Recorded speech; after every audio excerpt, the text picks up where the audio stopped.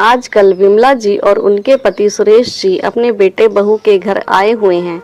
विमला जी का बेटा रवि अपने ऑफिस के काम में इतना व्यस्त रहता है कि अपने माता पिता से भी बात करने का वह समय निकाल पाता। और यदि कभी विमला जी उसे कुछ पूछना चाहे या कोई बात करना चाहे तो वह चढ़कर जवाब देता। क्या माँ, आप तो सारा दिन घर पर खाली बैठी रहती हो, पर मेरे पास इतना समय नहीं है जिससे मैं आपके साथ बर्बाद करूं। मुझे ऑफिस का भी बहुत काम करना है, इस तरह मुझे परेशान मत किया करो। यह कहकर रवि ऑफिस के लिए चला जाता है। बहू भी कुछ कम नहीं थी, रवि को अपनी चिकनी चुपड़ी बातों में फुसला लेती थी। दरअसल रवि के मन में उसके माता पिता के खिलाफ उल्टी सीधी बातें करके बहू ने ही जहर भर दिया था। विमला जी अपने बेटे बहू के इस व्यवहार से बहुत दुखी थी, लेकिन अपनी किस्मत समझकर अपने मन को दिलासा देती रहती थी कि आखिर हैं तो मेरे ही बच्चे। विमला जी अपनी पुरानी समय की यादों में खोई हुई थी। कितने बड़े पद पर कार्यरत थे रवि के पिताजी। ऑफिस और परिवार दोनों की जिम्मेदारी बहुत अच्छे से संभालते थे, फिर भी उन्होंने हमेशा अपने बच्चों को भी समय दिया और अपने माता पिता को भी। सबके साथ प्यार से बातें करते थे और अपने माँ बाबूजी की भावनाओं की भी कद्र करते थे। लेकिन हमारे बेटा बहू हमारी भावनाओं को तो क्या समझेंगे, सीधे मुंह बात भी नहीं करते। रसोई का सारा काम विमला जी ही करती थी, लेकिन फिर भी उनकी बहू हमेशा यही कहती थी कि घर का सारा काम वही करती है। कई बार विमला जी ने अपनी बहू को फोन पर अपनी माँ से बात करते हुए सुना था और बहू हमेशा यही कहते हुए ही मिलती थी कि एक तो बच्चे की पढ़ाई है, ऊपर से घर का इतना सारा काम, और तीसरा मेरे सास ससुर मेरे सर पर आकर बैठ गए हैं।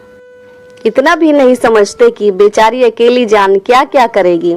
बच्चे की परीक्षा के समय भी वह अपने पति से हमेशा यही कहती थी कि अपने माता पिता को उनके घर छोड़ आओ। अगर मेरे बच्चे की परीक्षा अच्छी नहीं गई तो मुझसे बुरा कोई नहीं होगा। विमला जी सब जानती थी, लेकिन अपने पति की तबीयत देखते हुए अपने मुंह पर ताला लगाए हुए थी। यूं तो विमला जी हर काम में उनकी मदद करती थी, लेकिन फिर भी बहू को उन्हें घर से निकलवाने का कोई ना कोई बहाना चाहिए था। दरअसल विमला जी अपने पति के इलाज के लिए बहू बेटे के घर शहर में आकर रह रही थी, क्योंकि गांव से रोज रोज उनका इतनी दूर आना तो संभव नहीं था। विमला जी को घुटनों में भी तकलीफ थी, लेकिन इतना सब कुछ होने के बावजूद भी वह कभी शिकायत नहीं करती थी। कभी कभी ज्यादा उदास हो जाती थी तो उनका पोते के साथ खेलने को मन होता, लेकिन उसी समय बहू चिल्ला कर बोलती, आपकी हिम्मत कैसे हुई मेरे बेटे को हाथ लगाने की? चुपचाप अपने कमरे में ही पड़ी रहो। विमला जी को अब अपना जीवन बोझ सा लगने लगा था। सोचने लगी कि मेरे पति क्या बीमार पड़े, मेरे साथ दो शब्द प्यार के बोलने वाला भी कोई नहीं है। विमला जी के पति का 12 दिन के बाद ऑपरेशन होना था और विमला जी के घुटनों में इतना दर्द रहता था कि वह चल भी ठीक से नहीं पा रही थी।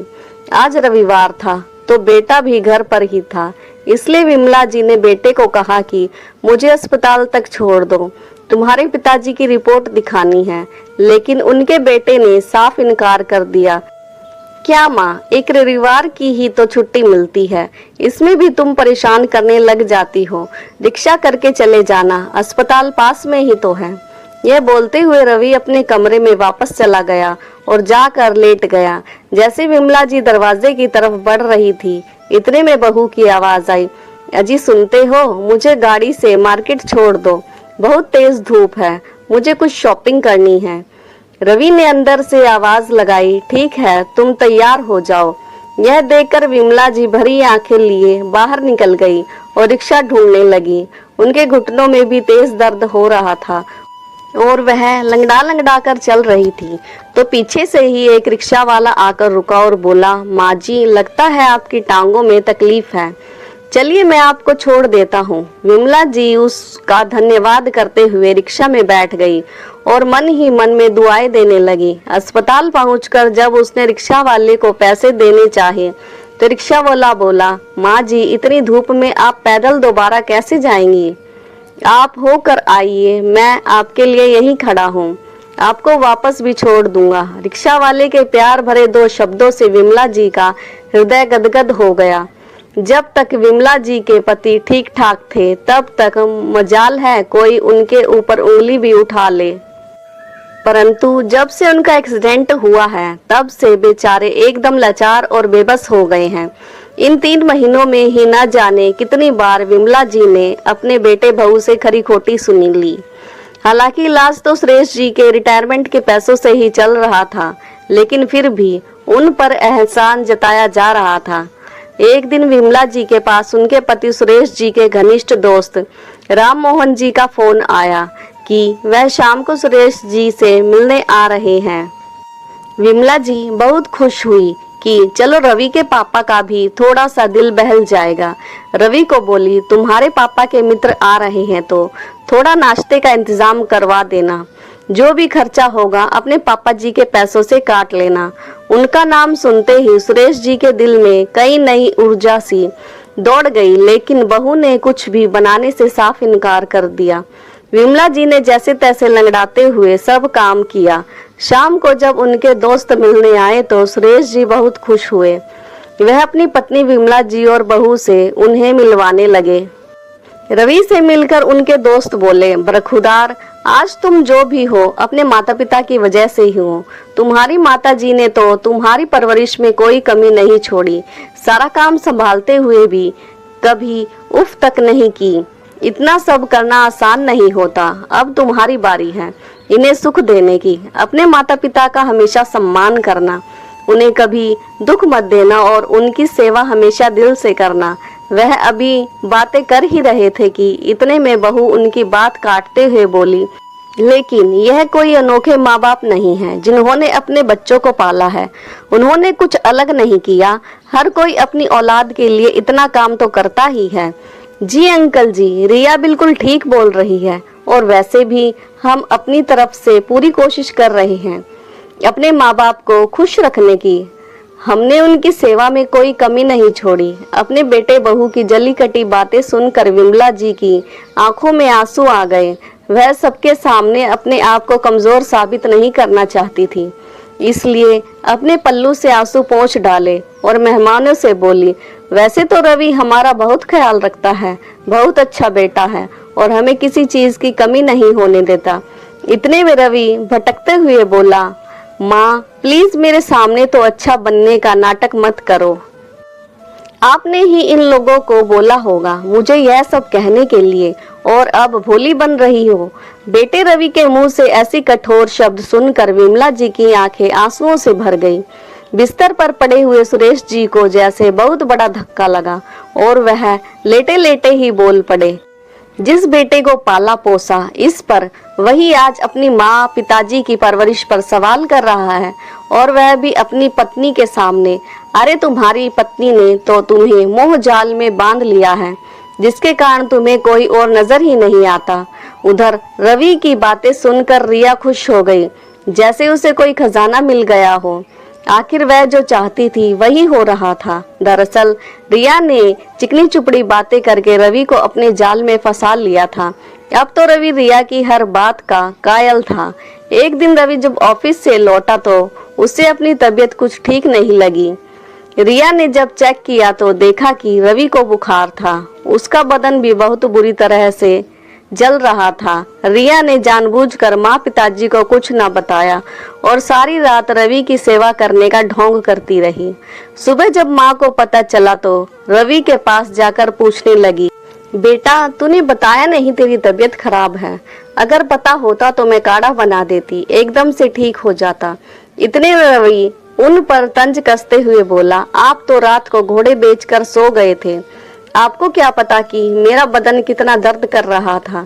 बेचारी रिया ने सारी रात भर जाग कर मुझे दवाइयाँ दी और मुझे दर्द से राहत देने के लिए मेरी टांगे दबाती रही, तब जाकर मैं कहीं सो पाया। रवि के ऐसा कहने से मानो विमला जी की जिंदगी भर की मेहनत पर किसी ने घड़ों पानी उड़ेल दिया हो। फिर भी विमला जी करुण स्वर में बोली, बेटा दरवाजा बंद होता है तुम्हारा, मुझे कैसे पता चलता कि तुम्हें क्या तकलीफ है। वैसे तो तुमने सही कहा, तुम्हारी पत्नी ही तुम्हारी सब कुछ है। हमने कभी तुम्हारे लिए कुछ किया ही नहीं। इतने में सुरेश जी बोले, बेटा मैं तो सारा दिन ऑफिस की जिंदगी में लगा रहा, लेकिन तुम्हारी माँ ने सारी रात जागकर तुम्हारा ध्यान रखा है। तुम्हें सुखी जगह पर सुलाकर खुद गीले में पड़ी रहती थी, पर कभी उफ तक नहीं करती थी। ऐसी है तुम्हारी माँ। तेरे बड़े होने पर, तेरे एग्जाम के समय पर भी जब तू देर तक जागता था, तेरी माँ भी तेरे साथ ही जागती थी। कभी तुझे चाय बना कर देती थी तो कभी तेरा सर दबाती थी। मैंने तो सिर्फ अपने पैसे खर्च किए थे, परंतु उसने तो अपना दिन का चैन और रातों की नींद तुझ पर कुर्बान कर दी थी। और जब तूने रिया के साथ शादी करने की बात कही थी तो सभी तेरे खिलाफ थे, लेकिन तेरी माँ हमेशा तेरे साथ खड़ी थी। शादी के बाद भी उसने बहू को अपनी बेटी की तरह ही प्यार किया, लेकिन उसने कभी तेरी माँ को माँ समझा ही नहीं। उसने तो बस तुझ पर ही अपना अधिकार जमाया। हमारे यहाँ आने के बाद भी तेरी पत्नी सिर्फ तेरी ही पसंद का खाना बनाती है। अपनी बचत से महंगा तोहफा लेकर आई हूँ, यह कहकर तुझे अपने मोह जाल में फंसाने में कामयाब हो गई। धीरे धीरे वह तुझे हमसे दूर ले जा रही है। हम यह बात समझ रहे हैं, लेकिन हमने कुछ भी नहीं कहा, क्योंकि हमें अपनी परवरिश पर यकीन था। लेकिन हमें पता नहीं था कि बेटा इतनी दूर चला जाएगा कि अपने माता पिता की कुर्बानियों पर भी प्रश्न चिन्ह खड़ा कर देगा। जब सुबह तेरी माँ कमरे में चाय नाश्ता लेकर गई तो तूने बोला कि नाश्ता यहाँ रख दो, जाओ चली जाओ, हम बाद में खा लेंगे। बेचारी रिया रात भर नहीं सोई है, उसकी नींद खराब हो जाएगी। जिस पर माँ ने अपनी नींद की परवाह न करते हुए तुझे पाला पोसकर इतना बड़ा किया और इस काबिल बनाया कि तू इस संसार में स्वाभिमान के साथ जी रहा है, उसी के सारे प्रयासों को तूने पल भर में नकार दिया। रवि कुछ बोलने ही लगा था कि लेकिन उसकी बात काटते हुए बाबूजी बोले, सच ही कहा है किसी ने, जब अपना ही सिक्का खोटा हो तो और किसी से क्या शिकायत करना। लेकिन अब पानी सर से ऊपर जा चुका है। अब मैं अपनी पत्नी का और अपमान बर्दाश्त नहीं कर सकता। बेटा, तुम्हें और तुम्हारी पत्नी को अपनी खुशहाल जिंदगी मुबारक हो। अब हम यहाँ से जाना चाहते हैं। ससुर जी, आप अपने पहली बार बहुत अच्छी बात कही, क्योंकि दूसरों के घर में नौकरों की तरह रहने से अच्छा है कि अपने घर में ही रह जाएं। बहू बेशर्मी के साथ बोली, चलो देर से ही सही, लेकिन आप लोगों से मुझे छुटकारा तो मिल जाएगा, वरना मैं तो सोच रही थी कि मैं ही आपको गांव छोड़कर आऊं। बेटे और बहू की इन तीर समान बातों को सुनकर दोनों पति पत्नी अपना सामान समेटकर गांव की ओर चल दिए, लेकिन अपना अपमान उनसे बर्दाश्त नहीं हो पाया। दोनों लोग रात को घर पहुंचे। घर जाकर मन में ढेर सारा दुख लिए वह दोनों सो गए और सुबह अपने बिस्तर से उठे ही नहीं। उन्हें हमेशा हमेशा के लिए अपने दुखों से छुटकारा मिल गया। जैसे बेटे और बहू को पता चला, दोनों तुरंत दिखावा करने के लिए भागते हुए सारे क्रिया कर्म करने के पश्चात रवि के घर को बेचने का फैसला कर लिया, ताकि वह शहर जाकर आराम से रह सके। जैसे ही पिताजी के दोस्त ने यह सुना कि उनका मकान बेचा जा रहा है, वह तुरंत घर पर आए और रवि से बोले, बेटा, तुमसे कुछ जरूरी बात करनी है। रवि उनकी बात सुनने को तैयार ही नहीं था। तभी उन्होंने कहा, बेटा, तुम्हारे पिताजी के कमरे में जो अलमारी है उसे खोलो। जानना नहीं चाहोगे कि तुम्हारे पिताजी उसे कभी हाथ क्यों नहीं लगाने देते थे। तभी उसे याद आया कि उसने कितनी बार पापा की अलमारी को खोलने की कोशिश की, लेकिन हमेशा पिताजी अलमारी खोलते देखकर उसे डांट देते थे। वह तो उसे अलमारी के पास भी नहीं जाने देते थे। लेकिन आज आखिरकार राज से पर्दा खुलने वाला था। जैसे ही राज ने अलमारी खोली, उसके अंदर कुछ पेपर्स रखे दिखाई दिए। जब उसने वह कागज खोलकर देखे तो सोचा कि कुछ जमीन जायदाद के कागज होंगे, लेकिन उन पेपर्स को पढ़ते ही उसके पैरों तले की जमीन खिसक गई। उस पर लिखा था कि आज से 25 साल पहले उन्होंने रवि को अनाथ आश्रम से गोद लिया था। रवि का दिमाग झंझना गया और हाथ पैर सुन पड़ गए। शरीर में तो जैसे जान ही नहीं रही और पेपर छूटकर जमीन पर गिर पड़े।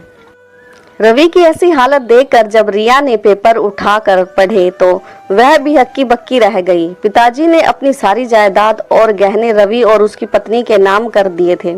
अब तो रवि शर्म से जमीन में गड़ा जा रहा था। यह है, आखिर क्या कर दिया मैंने। जिस माता पिता ने इस अनाथ को फर्श से उठाकर अर्श तक पहुंचाया, एक नया जीवन दिया, मेरी सारी खुशियां और इच्छाओं को महत्वपूर्ण देते हुए अपने जीवन को एक तरफ रख दिया, उन्हें मैं कुछ नहीं दे पाया और अपने घर में भी जगह नहीं दे पाया और जिल्लत करके उन्हें वापस भेज दिया। लानत है मुझ पर, जो 2 वक्त की रोटी भी मैं उन्हें इज्जत से ना खिला सका। आज मैं खुद से ही नजरें नहीं मिला पा रहा था। इन सब घटनाओं से हैरान हुई रिया थोड़ी देर के लिए तो कुछ ना बोल सकी, लेकिन खुद को संभालते हुए रवि से कहा कि गुनाहगार तो मैं हूँ, जो उम्र भर अपने माता पिता के खिलाफ आपको मन में जहर घोलती रही। उनकी आंखों में पछतावे के आंसू थे, लेकिन अब क्या भी किया जा सकता था। जब सब लोग चले गए तो वहां से उठकर रवि माँ बाबूजी की तस्वीर के आगे घुटने टेक कर माफी मांगने लगा। माँ बाबूजी, मुझे माफ कर दीजिए, हमसे तो घोर पाप हो गया। अपने बेटे होने तक का फर्ज मैं नहीं निभा पाया। माँ बाबूजी की तस्वीर के आगे रोते रोते उसकी आंख लग गई। अचानक उसे लगा कि किसी ने उसके सिर पर हाथ फेरा और बोला कि काश तुमने हमें जीते जी सम्मान और थोड़ा सा प्यार दे दिया होता तो हम सुकून से मरते। अब जब तुम्हें अपने किए का पछतावा हो रहा है तो हमें अपनी तपस्या का फल मिल गया। अब हम चैन से मुक्ति पा सकेंगे। रवि अचानक नींद से जाग गया। सामने देखा तो कोई नहीं था, लेकिन उसे एहसास हुआ कि वह उसके माता पिता ही थे, क्योंकि उनकी माँ उसे बचपन में ऐसे ही सिर पर हाथ फेर कर आशीर्वाद देती थी। उसने अपने माता पिता को धन्यवाद किया और फैसला किया कि वह उस घर को बेचेगा नहीं और वहीं पर एक वृद्धाश्रम बनाएगा और वहां रहने वालों के जीवन भर सेवा करेगा। दोस्तों, आपको हमारी ये कहानी कैसी लगी? लाइक और कमेंट करके जरूर बताएं और हाँ, सब्सक्राइब करना ना भूलें। तो मिलते हैं एक नई कहानी के साथ। धन्यवाद।